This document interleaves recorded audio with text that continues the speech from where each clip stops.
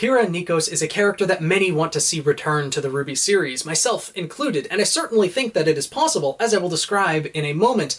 But one thing we have to remember about Pyrrha is that she is a tragic character, and her return to the RWBY series may not be the happy reunion of Team Juniper that we're all hoping for. In fact, I think it might be one of the most tragic instances we will see in the entirety of the RWBY series. But before I get to that, how exactly would Pyrrha be able to return? Well, that all has to do with the Fall Maiden powers. I made an entire video about this a while back, but to go over it again, it's the way that the Fall Maiden powers were set to be transferred from Amber to Pyrrha. They were using the Atlas technology that previously had only been used to transfer a small bit of aura from Pietro to Penny, who was a blank slate at the time. But in this case, they were transferring Amber's aura along with the Maiden powers to Pyrrha, someone who already possessed a soul, possessed her own aura, and they did not know how this was going to turn out. Whether Pyrrha would be the same person that she was, whether she would be some amalgamation of Amber and Pyrrha, etc. There was a lot of unknowns, and by the time Cinder showed up to kill Amber and take the remainder of the Fall Maiden powers, this transfer had already started. Pyrrha was screaming out in pain as if the core of her being was already being changed. So I fully believe that even though Cinder thought that she took the entirety of the Fall Maiden powers when she killed Amber, Pyrrha had a small portion of them fused to her soul in such a way that had never been done before. So that by the time Pyrrha went to face Cinder and Cinder ended up killing Pyrrha, the remainder of the Fall Maiden's powers joined together within Cinder, but by doing so dragged along Pyrrha's soul with it because of the way that it was fused through this technology. And so Pyrrha's soul is now dormant within Cinder ever since Volume 3, a maiden with two souls. And this wouldn't be the first instance of one person having two souls that we've seen in the entire RWBY series. It was one of the first bits of lore that we actually got back in Volume 1, the book that Blake was reading about a man with two souls, each vying for control over the other. At that time, we all theorized that it was Ozpin, and lo and behold, that was true.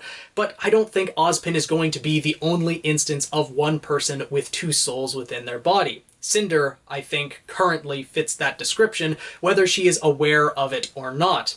Because of the way that Pyrrha was bonded with the Maiden powers, she is likely dormant within Cinder's mind, or possibly screaming at her inside the mind, trying to vie for control, but Cinder is the dominant force at this moment, and the only way for Pyrrha to gain control would be if something happened to Cinder's soul, to her consciousness, that would eradicate Cinder from her own body so that Pyrrha could take control of Cinder's body and the Maiden powers along with it. But how exactly would that be able to happen? Well, I made another theory video not that long ago about human Grim hybridization. More to the point that Cinders Grim Arm seems to be creeping up the remainder of her body, possibly every time her aura breaks, as in when Raven broke her aura at the end of Volume 5, that gave the Grim Arm the opportunity to start corrupting more of Cinder's flesh, more of her body. And so, by the end of the RWBY series, for example, in the final battle, if Cinder's aura had been broken enough times, or broken in such a way, maybe that was Salem's ultimate plan, what have you, that if Cinder were to lose, this Grim Arm would take control, corrupt the rest of Cinder's body, and force her to become a monster that would be a terrifying force of destruction on the battlefield. Something that likely not many people would be able to stop. So I propose to you this unfortunate scenario. The final battle is taking place on the continent of darkness. Everyone is fighting their own individual battle. The Salem's lieutenants are spread out. Each different team is having to take different fights. Team RWBY may be having to deal with Salem. Hazel is there. Whether Tyrion and Watts are still alive is kind of unknown, but it is up to Team Juniper, or the remainder of Jean, Ren, and Nora to take on Cinder. They have grown and trained by this point and are doing well, maybe wielding one of the relics, the Relic of Destruction instead of Jean's sword, or combined with Jean's sword by chance.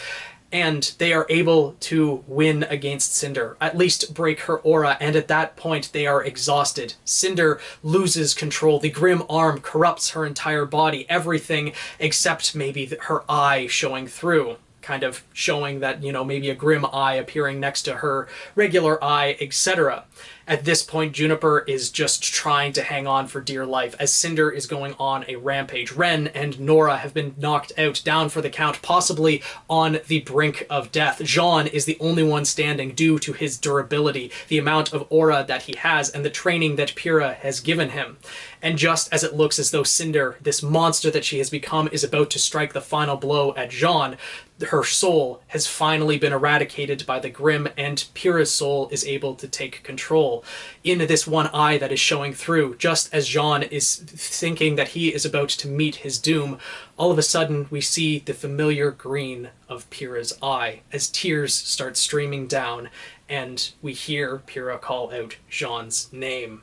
And this is where Pyrrha would make her final request, that she can only hold Cinder's body back for so long, that the grim corruption is starting to corrupt her soul as well, and she asks Jean to end her life. This would be something that would be an incredible way to return Pyrrha to the storyline, however briefly it might be. I could see it happening, and from a viewer standpoint, like, I'm getting emotional and tearing up just thinking about this. I've had this theory in mind for a long time, and this would hurt so much to see on screen, but honestly, the writing of it, I think, could be absolutely incredible. This would be a way to return Pyrrha to the show that would just make things very sad, very tragic, but also fit with Pyrrha's return. And to add a little bit more of a happy note to all of this, there's also another way that this could end, that Jean refuses to let Pyrrha die, that he just has had her back, that he didn't think that this was possible. And so he finds some way to muster the strength within him, to restrain her, to knock her back, or possibly knock her out at some point, and then calls for RWBY, who would have had much more mastery of her silver eyes, which the silver eyes themselves are the power to preserve life, to purify the rest of the Grim that had corrupted Cinder's body, and so Pyrrha, being the only soul to remain within that body, now has full control and is able to return to the series. Within Cinder's body, but still able to return.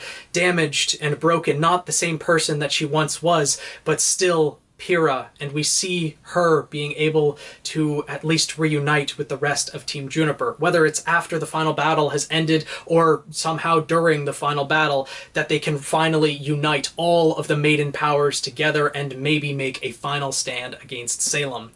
This is one of the many paths I see happening along what I call the darkest timeline of RWBY, that many tragic things could reasonably take place in the RWBY series. Whether the Juniper death theory actually takes place, which could actually fit with this as well, that the Grim Cinder, the monster that she has become, actually slays Nora and Ren, Jean being the last one remaining and having to kill Pyrrha, someone who he is immediately reunited with and has to take away again, and even possibly having to sacrifice himself in that moment to achieve releasing Pyrrha from this curse. There's a lot that could go into this that could fit in numerous different ways, such as how the relics would play a factor into a scenario such as this. What side controlled what relics? What powers the relics held? If there is a heavy cost associated with using the Sword of Destruction for Jean to be able to release Pyrrha by killing her, would he have to make the ultimate sacrifice himself? Or if he was able to free her and her body, Cinder's body, but Pyrrha's soul within it, was battered and beaten and not going to live for long, would they be able to use the Staff of Creation to create a new body for Pyrrha, to have her soul transfer into it? Because we know complete revival is not creation in and of itself, but creating a brand new body, a blank slate might be. There might be other abilities that the relics have that could play into this, and honestly, I would love to know what your guys' thoughts are in the comments below. I have other theory videos that I have planned for what I call the darkest timeline of RWBY. At least 2 more in mind that I have, but possibly others to come. And although they aren't the happiest theories, we have to remember that the RWBY series itself does take inspiration from the Grimm fairy tales. The brothers Grimm are inspiration for this, and because of that, we have to acknowledge both the happy theories and the sad, the dark, and the sinister.